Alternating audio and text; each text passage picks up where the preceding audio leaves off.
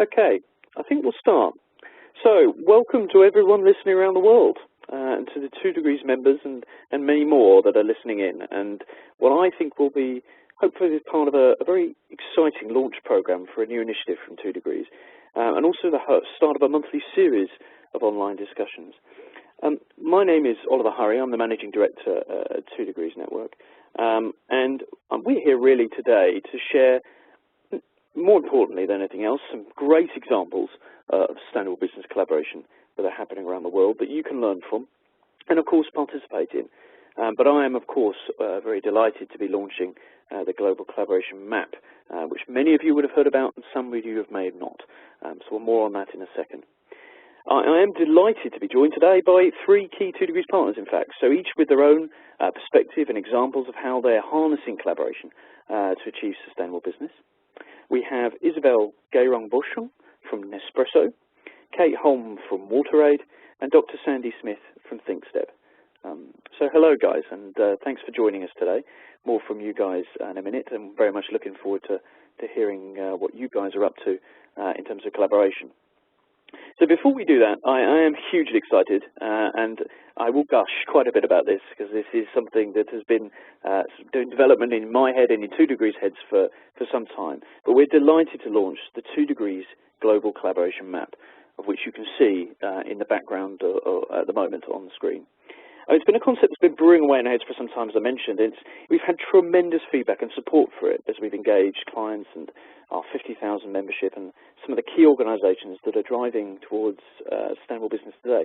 And for me, fundamentally, I think it could be a game changer in regards to accelerating and scaling up sustainable business projects around the world. So, yeah, not too ambitious then.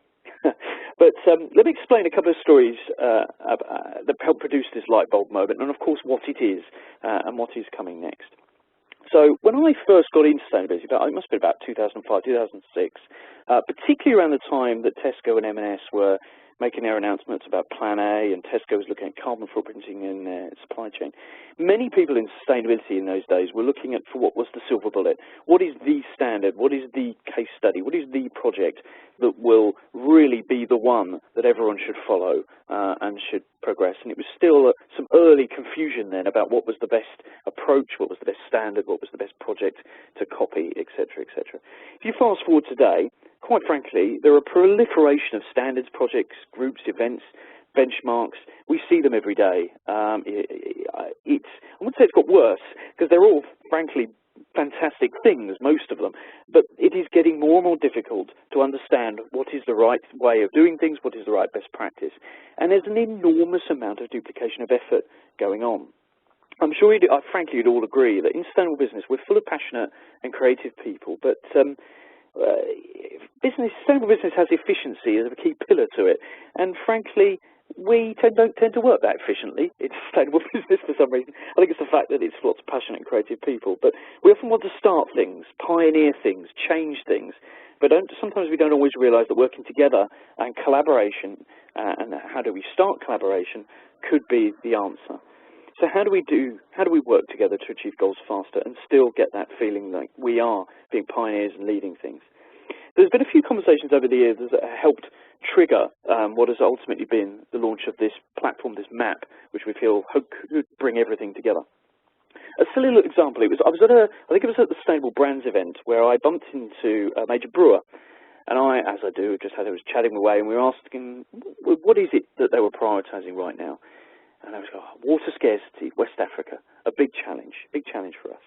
And I sort of finished my coffee and went and sat down in the conference room, found myself next to a chap I know well from a kind of leading confectionery and snack food business. I said, what are you up to these days? And almost word for word, he said, water scarcity, West Africa, big challenge. And it was one of those moments where you just think, crikey, chocolate and beer. If chocolate and beer could work together to tackle water scarcity in West Africa, and there's a few better collaborations than chocolate and beer, what other examples of opportunities must there be out there that people just wouldn't normally come across? So how can we unlock that? A second opportunity was Unilever. So Unilever have made a massive announcement and a huge achievement recently around zero waste. They've achieved zero waste, non-hazardous waste in their factories worldwide, 240 factories. And they have a real desire to share the achievement and the methodology with others, which is quite extraordinary. WIN is a fundamental part of what Unilever are doing. That's why we're absolutely delighted to have Unilever as a major partner on the map. But realising that they had to share all this knowledge in 240 different places, we realised that the map, again, could be an opportunity to do that. So we wanted something that was accessible to all businesses and all NGOs, all collaborators, to reduce the time, effort, cost and risk of being more sustainable. So we're delighted to launch the very first version of this, and it must be the first. It must evolve. It needs your participation, your ideas, your thoughts. So it is absolutely out there to be fed back on, to be told, tell us how you could use it, how you could make the most of it. It is for everyone. It is available for everyone to use, and we want that to be a key part of it. So we'll make sure everyone will get a link to it afterwards, and map.2degreesnetwork.com is a link to it. So what is it going to do? What is why are we doing this? What is the purpose and benefits of the map? So fundamentally, obviously, profiling, sharing, and engaging stakeholders and influencers around the world on your expertise or your achievements. What you're doing is vital to the value of your business and amongst everything else to get things done. You have to share and broadcast what it is you're doing on different geographies and different commodities. Now, that's where you can use the map. You can plot your information on the map very easily through a simple system, and each case data will be shareable on social media individually. It will link back to your websites, to your CSR reports, which of course are a million different little stories all put into one CSR report, and of course also link back to the fuller story on the 2 Degrees platform. Fantastic way to tell your story. But frankly, that's not enough. We have to make this useful, critically useful, and that's why we're developing ultimately what is a collaboration service. So very soon we'll reach a critical mass of achievements and commitments on this map. So there's about just shy of 300 on this map already in the first cut. But we're aiming to establish 200 new projects a month on this map, so it'll rapidly grow through our partnerships and networks. And once we have that critical mass, we'll be able to identify and convene collaborations and organisations that could and should be working together to reduce time, effort, cost and risk. And that's going to get very exciting. We've already stumbled across some superb examples. I mean, just looking at this, if you dive into Kenya, for instance, you will notice that there's a number of projects in Kenya. If you dive into some of these, you realise that just a few hours apart, I think there are 3 different projects happening on water and with tea farmers that could and should be collaborating. And this is where an example of just identifying initiatives that are in locations that are so similar, and in Africa a few hours apart really isn't much, that could and should be working together. That chocolate and beer story, hopefully again the map will start to identify opportunities where these people can take part.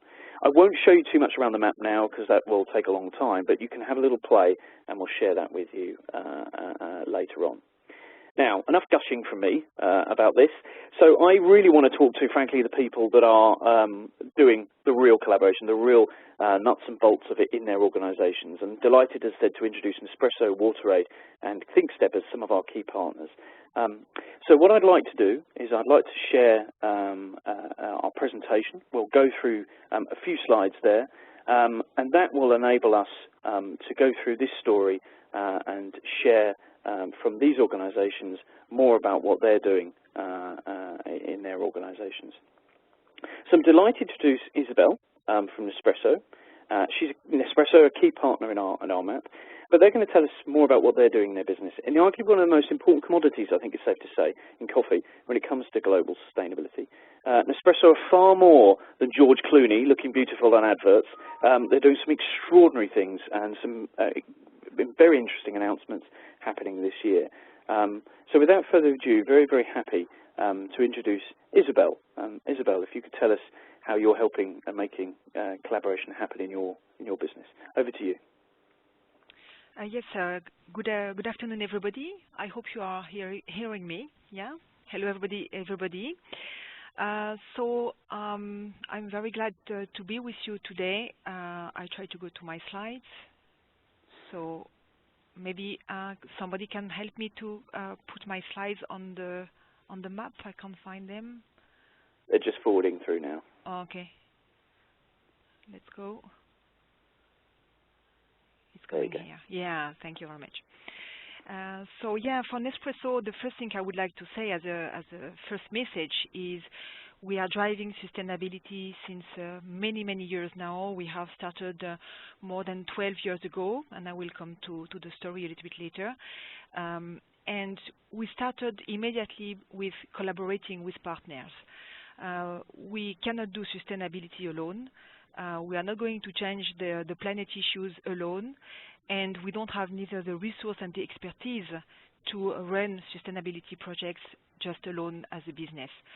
So that's why the first backbone of our sustainability approach is really collaboration with experts in sustainability, with NGOs, with local partners, with many, numerous, I would say, people. So we have this collaboration approach at different levels. First, we work with international, what I could call the international partners. It could be, for example, partners, NGOs such as the Rainforest Alliance.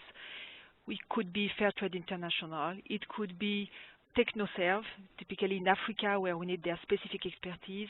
It could be also IUCN, where we have initiate some leadership initiative in aluminium sourcing for more transparency. So with these kind of partners, we really try to co-design new scheme for sustainability. We try to really go beyond certification, and we use their certification standards, if there is any, as a backbone of our program.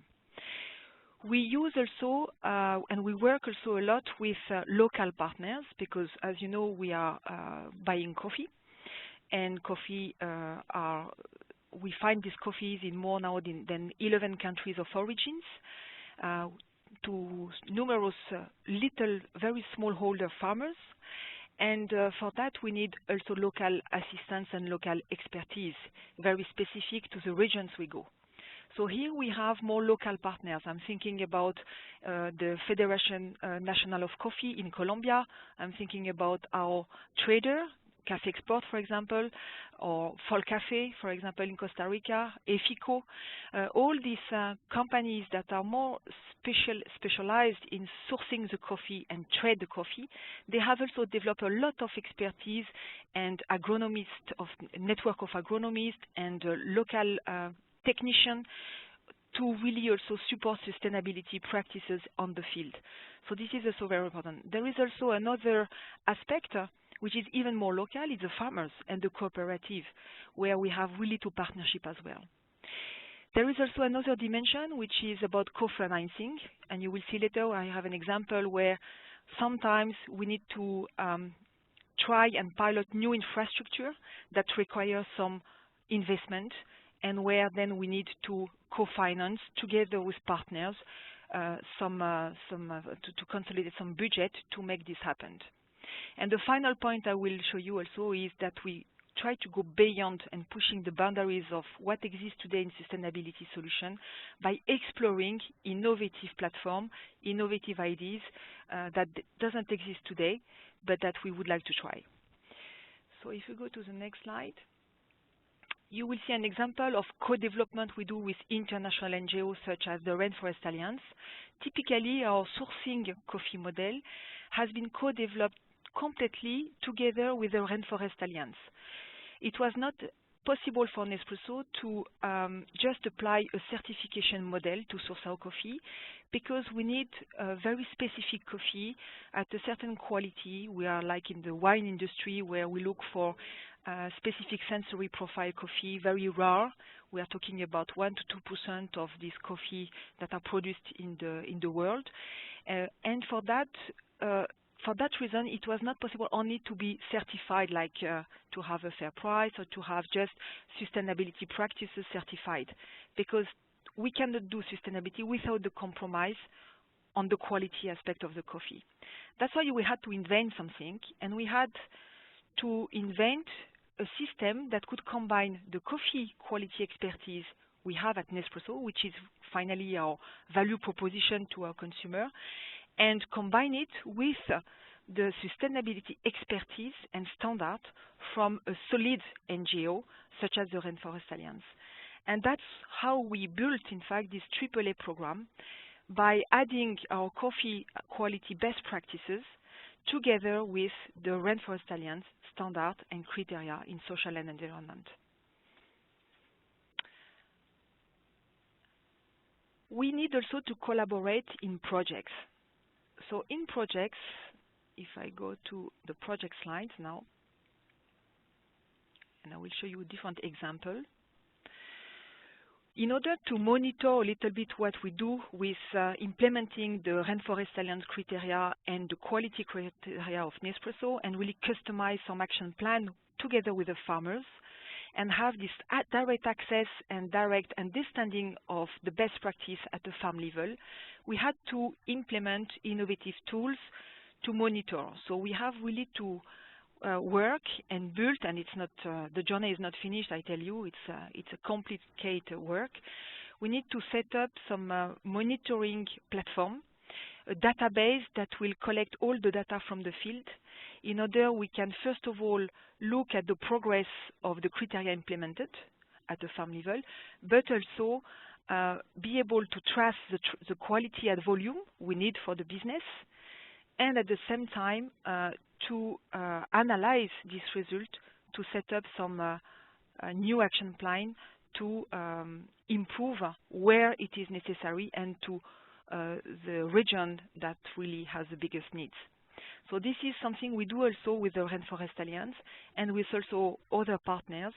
It could be technological partner. We are working also with high technology companies to have a database connected with geolocalization platform, for example. And also we need to work with Rainforest Alliance, who is also verifying our progress in order to match this database and the collection of data we do through this database in a way that Rainforest Alliance independently will be able to use it and check our progress in an independent way. The other example is about infrastructure. I was a little bit mentioning that to you before. Here you see a picture on the central mill in Colombia, in the region of Jardin, where we wanted to try something new. The Colombian farmer we are working with, they are very smallholder farmers. They are farmers that have 2.5 hectares farm size, so very small. They process the coffee from the sherry to the green coffee by themselves. And it means that they have a lot of rejection rate in terms of quality. And in our approach, you know that we buy only the highest quality of the coffee at a very higher price, but it means that it could be at a very small proportion of what the farmers has produced. And then the income is not so great for the farmers. So we wanted to optimize that in order to have for Nespresso much more volume at the quality we need, and for the farmer to have more income because he will be able to have more volume at this quality to sell to us. So we created this central mill to centralize all the sherries from the farmers in the region that we are going to process centrally with the state-of-the-art equipment to transform these sherries into the green coffee we need at the end. And this central mill could allow to increase by 17% the income to the farmers, for the farmers. At the same time, we could implement, thanks to the FNC, this National Federation of Cafeteros in Colombia, we could optimize the water treatment equipment. They have a very famous research center in Colombia with the FNC, where they could really optimize this water quality treatment system. And we could then have a complete sustainable, finally, approach with a fantastic impact, positive impact for the farmers in terms of income, for the environment in terms of water treatment. Now we can treat 100% of the water after processing the coffee. And we could improve also the social aspect of the farmer. He has more time to take care of the farm instead of processing his coffee by gaining more money. So to do this, of course, we couldn't do it alone. So we had to do it with FNC, as I say, for technologies. We had to do it also with our local partner Expo Cafe to reinvent also the business model of these farmers in order to make sure that even if they just sell the sherries and not the green coffee, they will earn more money. And we need also to get money from and help, because we contribute ourselves, but it was more powerful also to have more money. And then we had the help from Agdivoca and USAID, for example, in terms of co-financing. This is a concrete example of really a fantastic collaboration. And finally, we want to go beyond what exists in sustainability today. We want to really explore innovative solutions. And for that, we have put in place what we call the NSAB, which is an Nespresso Sustainability Board that we do once every year. The next one will be beginning of July. And we managed to put under the table all different NGOs with different certification model and fees, such as the Rainforest Alliance, such as Fairtrade US, such as Fairtrade International. Of course, our partners that are working with us on the field, such as TechnoServe, etc. Some academics as well. And we try to share their expertise and try to shape a new solution to extend on what we are doing through the AAA program or through Aluminium Initiative, etc. And to give you an example, this board of collaboration could really make possible pilots we are exploring at the moment. For example, in the social area in Colombia, we are piloting at the moment with Fairtrade International, the FNC, the Colombian government, and us, a retirement saving program, where for the first time in the history of Colombia, some farmers can have access to a retirement fund. So this is an exploration. We are working with 800 farmers only in Caldas, of course, and we had to invent a complete new scheme for that. We had to reinvent ourselves, and also it's the same also on the NGO side. And now we are really learning and trying to optimize this platform. Another example is about agroforestry. Within our AAA program, we have, of course, the Rainforest Alliance criteria about biodiversity, about restoring ecosystem, about avoiding deforestation, etc.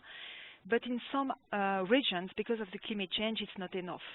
So we need to go at a landscape level, and we need also maybe to go beyond just minimizing impact, but by creating more positive impact when it is possible. And we believe that through this agroforestry program, we will do a kind of extension of our AAA program.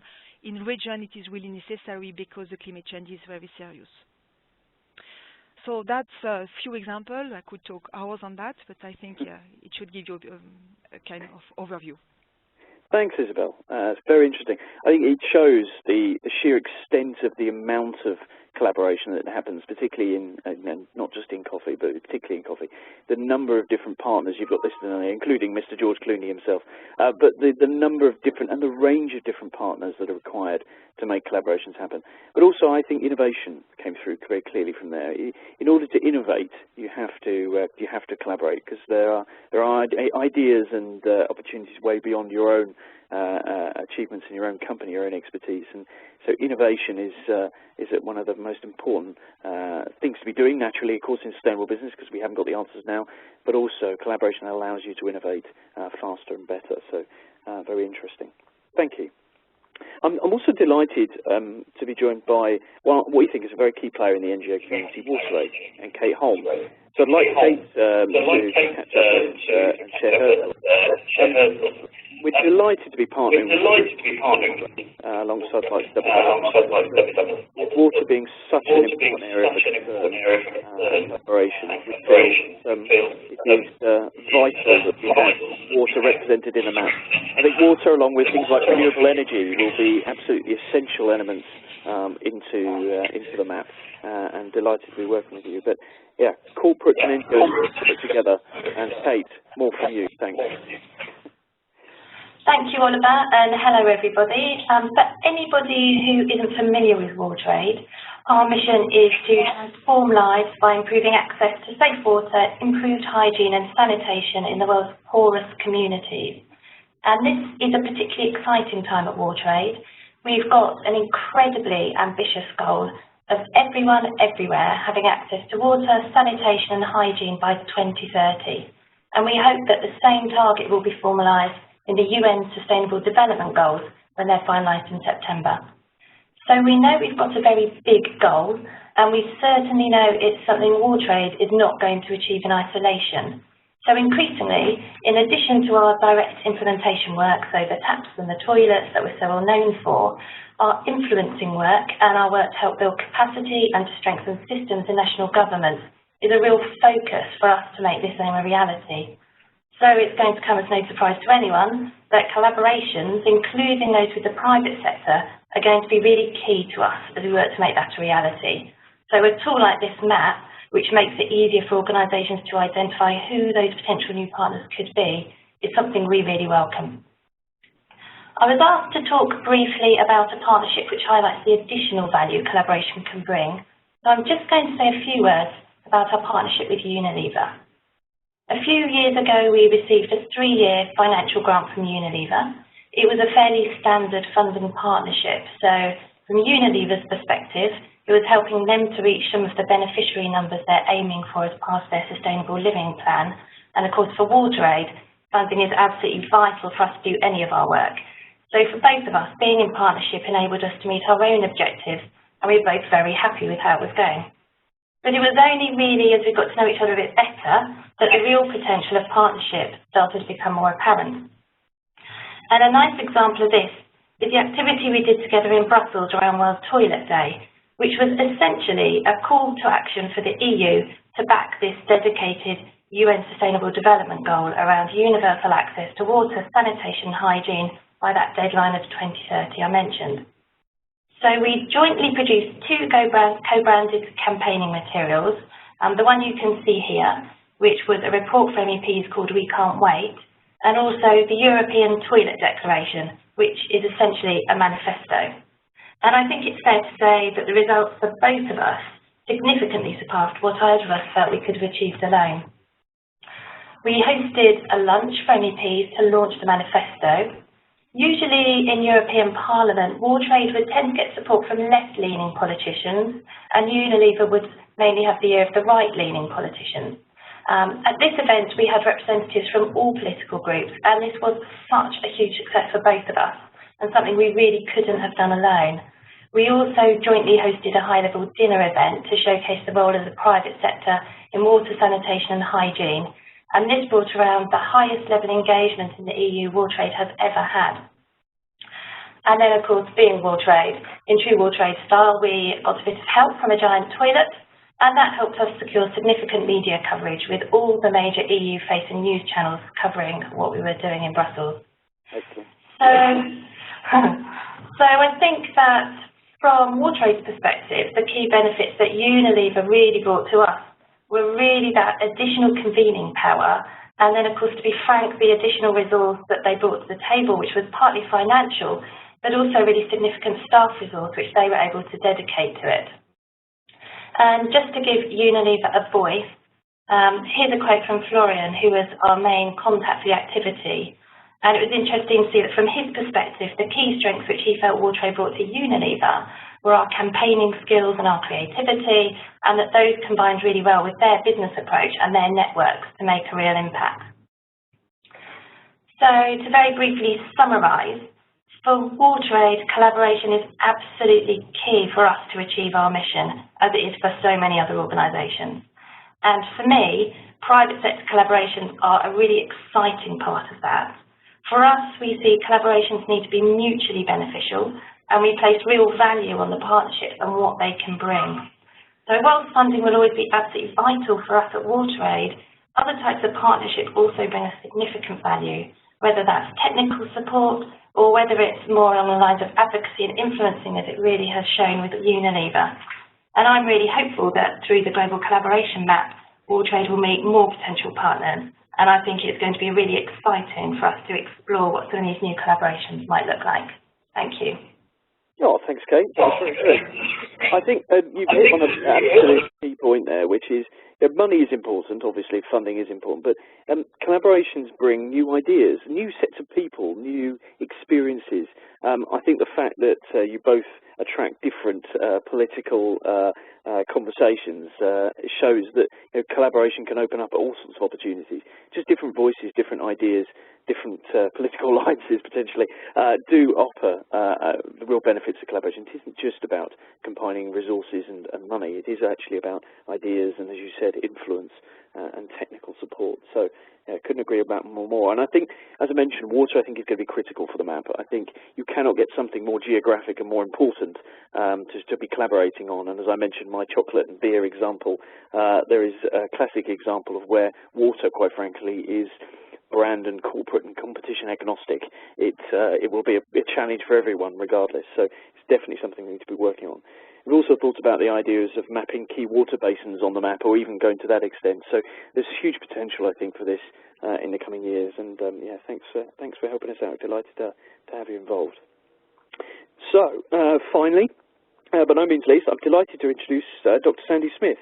Guys we've known for a very long time, and quite an extraordinary organisation who've previously P International, Thinkstep, rebranded as Thinkstep, and come out with a very bold approach to expertise in their software and their consultancy that you should definitely find out more about. I've seen enough software demos and consultancy pitches to last a lifetime, I think it's safe to say. I think most of you probably have listening in, but again, what I think Thinkstep are doing critically around collaboration, which is one of the reasons why we find them such a valuable partner, is quite extraordinary.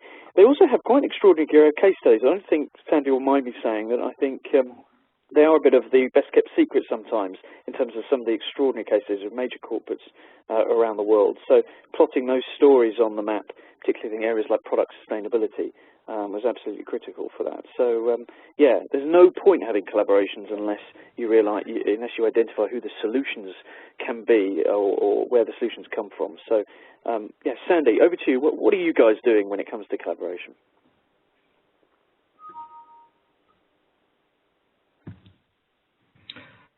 Hi everyone. Drop me a note if my internet connection's not good enough on chat. So as we said, we were P International, and I think it's fair to say that P International wasn't great at collaboration. So moving to the Thinkstep one, we've kind of gone all in with collaboration, and it's opened up our eyes, and it's been fundamental to the rebrand. What we're trying to do. So there are thousands of standards, there are thousands of schemes, there's thousands of solution providers too. And what we kind of realized, we were kind of thinking, well, we're 350 people and we do fantastic work and we've been around for 25 years, and yet we couldn't really scratch the surface. We were pushing our software, our services, and competing with other fantastic software solutions and services, and everyone was doing something slightly different. And we also tend to work with large multinationals, so they were kind of telling us to say, well, we've got 30 different sustainability software tools, and we have another 30 different service providers, and they're all doing wonderful things, but we can't get these connected up. It's so difficult to get these things working, and if we can share this information, we can get knowledge, and with knowledge we can make decisions to move forward to enable us to succeed sustainably. But we can't do that because all the software systems are separate and all the services are separate, and ourselves as solution providers are not working together. So we basically scrapped scrapping our software and started again and launched Thinkstep 1. So we launched this in March. So our collaboration journey is really quite early. And it's a cloud-based system. But the key aspect for collaboration is that we've opened it up. We are now not pushing our software solutions, but we're saying we have some software solutions, but there's some wonderful software solutions out there in the marketplace, and we invite everyone to come and work with us and help build their software solutions on our platforms. Some of them are software-based, some of them are service-based. Some of them might be with large multinationals.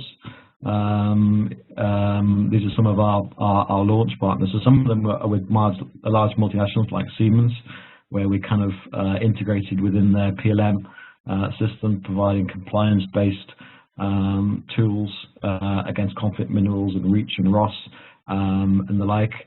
But some of them might be just wonderful Excel tools that are sat around in the consultancy that does something really, really good, but they'd like to get it to marketplace. So some of them can be kind of quite early development. But we kind of noticed that if we could put all these tools together and put all these partners together and apply them onto an integrated software platform, jumping back a slide, integrated software platform on those software applications level, then the large multinationals could then pick and choose the software solutions that they wanted to, and by definition, they would already be mapped together. So we're on the start of a journey. We've got some fantastic partners. 2 degrees. We are very happy to have a collaboration partner with from the start.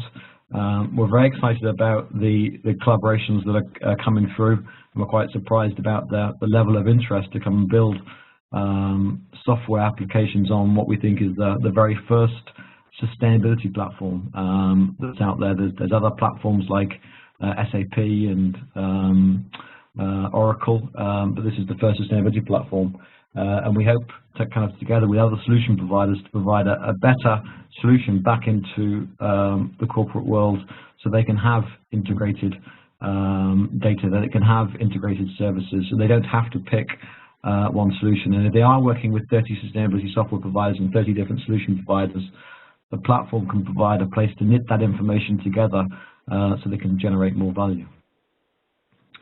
Okay. And that's it for me, Oliver. Good. Well, as I said, Tony, I think, again, I think it's very interesting to put. I think when I was at the launch over in Stuttgart of Thinkstep One, I was just remarked about how collaborative it is. I mean, as I mentioned, I've seen every demo of every software tool I think there is, and I think this is the work you guys are doing is reflective of the need to expand out of your own horizons and realise that there are tools and solutions out there beyond what you could ever possibly achieve yourselves. And I think that's quite refreshing to see. Again, hopefully they'll come through. And thanks again for providing so many good case studies into the map. So what we'll do, if anyone has any questions, again, please do put them into the chat box on the right-hand side, and we'll take questions for all of the speakers together. Questions on, if you've got any questions on the map, then of course put them to us.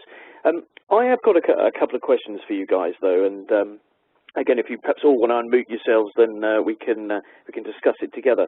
But from my point of view, I think there is a big question about corporate and NGO partnerships. And again, maybe this is something especially for WaterAid and for you, Isabel. How do you choose what is the right NGO partnerships? So NGOs obviously have some fantastic work on the ground in terms of certain geographies and so on, but there's a major corporate client of ours, a big DIY Home Depot equivalent in Europe, it's fairly obvious who it is, who's very famously a leader in sustainable business. We were talking to them the other day, and they're looking at cotton. And when they said, when it comes to cotton, they found themselves with 4 different frameworks and options. They were having 4 different meetings with 4 different frameworks and NGOs, looking at effectively all these different decisions they could make, and weren't really quite sure how to cut through and really understand who the best partner is. And, you know, reflecting the fact that there'll always be lots of different NGOs for lots of different areas, how can we make things easier for corporates and indeed NGOs actually to find the right partners? What are your thoughts, Isabel, and well, all 3 of you? Maybe Isabel, do you want to go first? Yes, okay. So for Nespresso, typically, well, for businesses, we have 2 ways to look at the corporate NGOs partnership. One, the easiest way would be to look at the communication potential to be certified by this or this organization, because they have a good image, good credibility, and when you put the label on the pack, on the shop, then it gives you immediately a kind of key differentiator, let's say like that. There is another way, which is to look for expertise, and which is to really look what will be the most adapted standards and criteria and expertise for your product. Mm. And for Nespresso, we look first at the product needs, and later, of course, we try, of course, to make a win-win and leverage with communication possibilities, but that will not be our driver. Mm-hmm. So this is an example from our side. Okay. What about you, Kate? What are your thoughts? What could I say corporate could do to help you? Yeah, so I think from our perspective, when we're looking for partners, we're really trying to find companies or other organisations who have shared values with us, and where we can see some joint objectives. Because if we're going to have a mutually beneficial partnership, then we really need to start with clarity about those two things, and looking at what are the skills we both bring, understanding why both of us want to partner, and knowing from the very outset where it is that kind of gives us that sweet spot for us to move forward. So we might be looking for organisations who have an interest in water or sanitation or hygiene, but equally it could be in gender or inequalities or human rights or education. So trying to find what is the touch point that works for us both. Obviously, being an NGO, the ethical considerations always come into it as well, around the shared values side. But essentially, it's making sure that we know from the outset we have those joint objectives. And the reality is, if we're talking somewhere, we think we might have all those things, but then we realise there's something just not in sync, then we would work on the basis that it's better not to try and force it. And if we know someone else who could be more useful for them, then we'll pass them on, or equally it might work the other way. The key thing is to make sure that we know we're both moving to the same place and that we can make it really successful. Yeah, absolutely. And Sandy, your thoughts? I mean, I actually slightly changing this question slightly for yourself, potentially. How do you choose the sorts of partners and the software tools and the solutions that are coming in as kind of apps, in inverted commas, into your solution? How do you decide what's in and what's out, or in that way? It's often market driven. So clients will say, listen, we're using this part of your tool, but we would like this aspect in it. It would really help us to link, compliance-based information for Reach and Ross with environmental design and environmental product declarations. Couldn't you put those two things together? And then we go away and think, oh yeah, well we could. What would we need, and who would we need to work with to do that?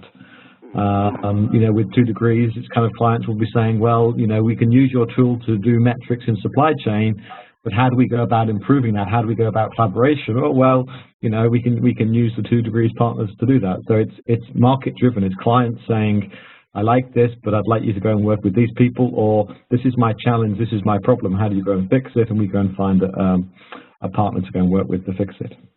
Yeah, that's good to see. Because I think it's important these days to be flexible. I'm sure you find this as well, Kate. It is about what those organisations want and need, because they have very specific requirements, and they are already working with certain people. And having that flexibility to be able to partner with people is critical.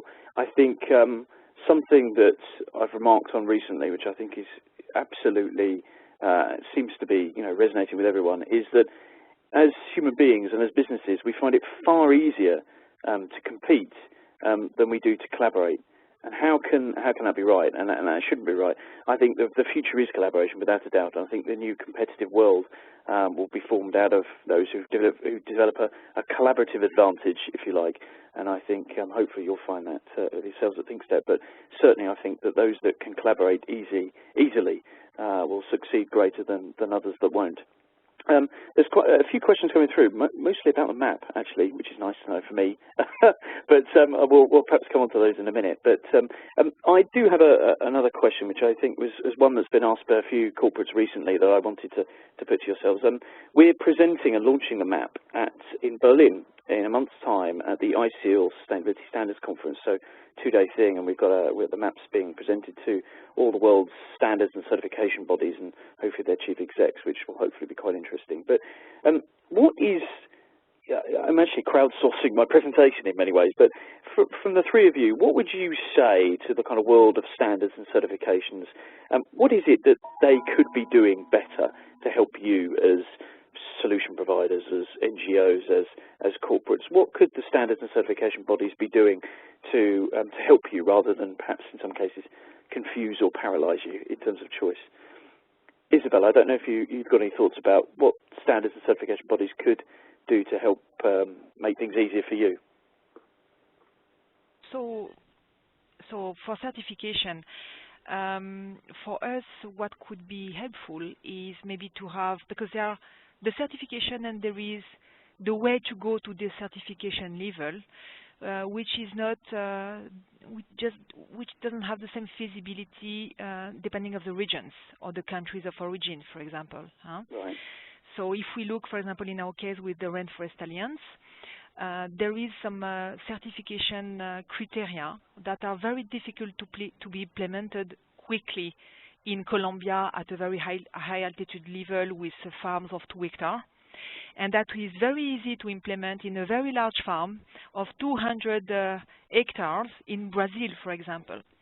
So to give you an idea, for us it's very easy to be certified at 100% in Brazil because the farms are huge and they have the resource and the budget to implement all the criteria, for example, water treatment equipment, just to give you an idea. And in Colombia, when we are talking with a family farmer of 2 hectares and you ask him to buy a water equipment to be certified, because it's the only criteria, he did everything to be sustainable, excepting this water equipment that he cannot afford, and he will never be certified. So this is really an issue, you know. It's the fact that sometimes it's very ambitious and it doesn't make the difference between small farm and big farm. So it's adaptation, a step-by-step continuous improvement approach would be nice, and maybe certification is not the end of the story, you know. You can be certified and still you don't tackle the real problem you have in your region. For example, you have a huge deforestation, and these criteria will not help you to solve this problem. So sometimes we need also some flexibility. Interesting. No, I'd agree with that. That's one slide for me. Thank you.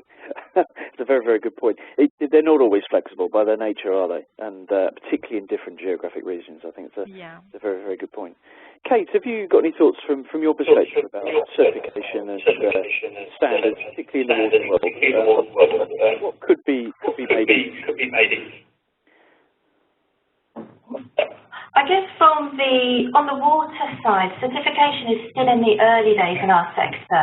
The one which is really predominant at the moment and is only quite newly launched in the last year or so is the Alliance for Water Stewardship. And probably the most important thing with that is going to be that the learnings are shared as they grow and people see how that works. Certainly at WaterAid, we try to stay away from creating new things like that. And so if we have companies coming to us, for example, saying, what's the very first thing we should do around water stewardship, we would tend to push them towards what already exists. So, for example, the WBSC pledge, and ask companies to sign that rather than, as you say, trying to confuse the market even more. Amen. Sandy, your thoughts. In your world, and in your voice of your customers, actually, what do you think in terms of the kind of proliferation of standards and certification? What could be better out there for you? I mean, our customers and for ourselves, there's far too many, and there definitely needs to be more collaboration.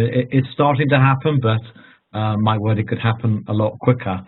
But in terms of what we can do to help them, a lot of those standards are provided us with their schemas, their rule book, and if you apply them onto their platform, you apply a CDP rule book, you apply a GRI rule book, you apply sustainable timber, bond sucre, whatever standard or compliance-based aspects, you can use this common data foundation to automatically spit the results out. So it doesn't mean that we're getting the value, or it's not a comment about how valuable these standards are and how valuable certification is, but certainly a kind of using a common data foundation can mean that you can use these standards and comply with them and report to them literally at a click of a button. So if you're already reporting to GRI, click of a button, you're kind of 75% towards your CDP report. So I think software can make it easier, but I definitely think the value proposition of all these standards needs to be reviewed and quickly. Absolutely. And it comes back, in my opinion, it comes back to my point I made at the start, which is everyone, I think, since the dawn of time has been looking for this silver bullet. What is going to be the standard or the benchmark or the measurement or the tool or the case study or the event or whatever that solves everything? And the answer is that there isn't one.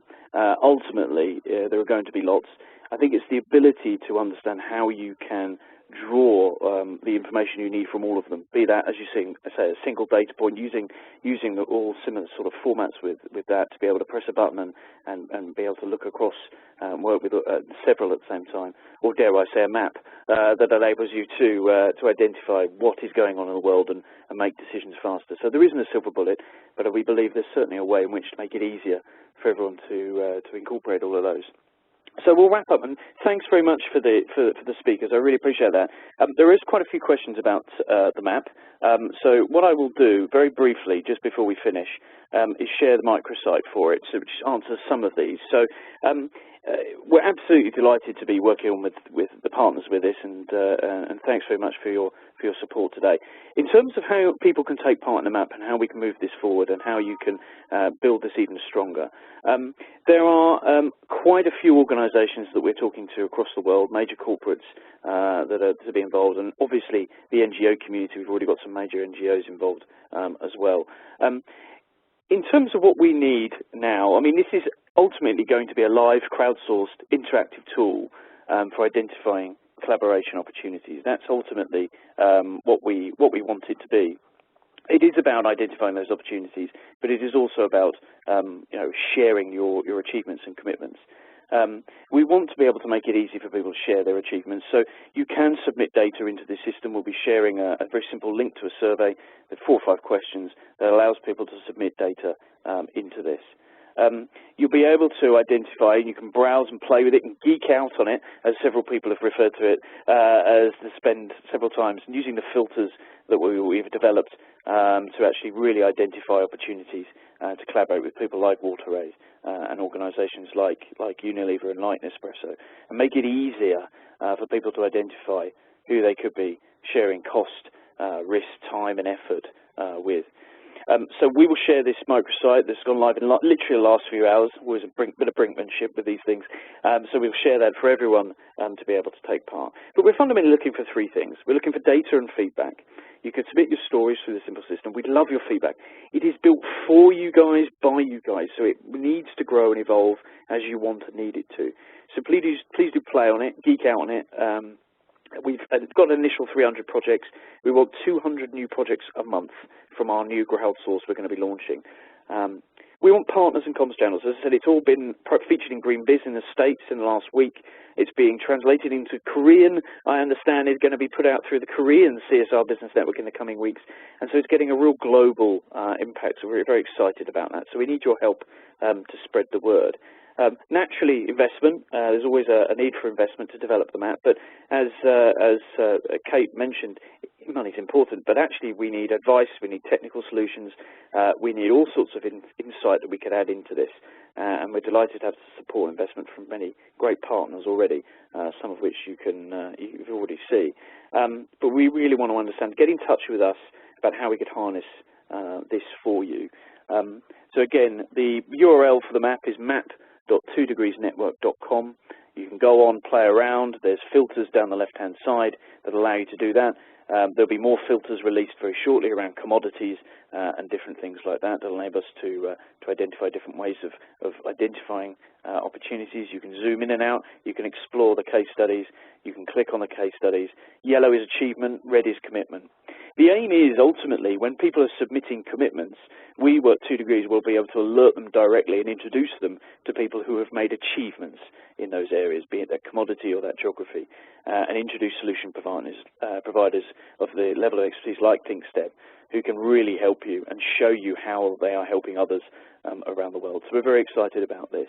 There'll be plenty more opportunities to ask us questions, so do get in touch and do follow up with the guys at Thinkstep or WaterAid, or get in touch with Nespresso, who all 3 you'll be hearing more from in the coming months on 2 Degrees. But I think that's enough from us, and as I said, hopefully this is the start of a conversation and more opportunities to collaborate. But thanks to Isabel, Kate, Sandy. Have a great rest of the week, and thanks ever so much for your participation.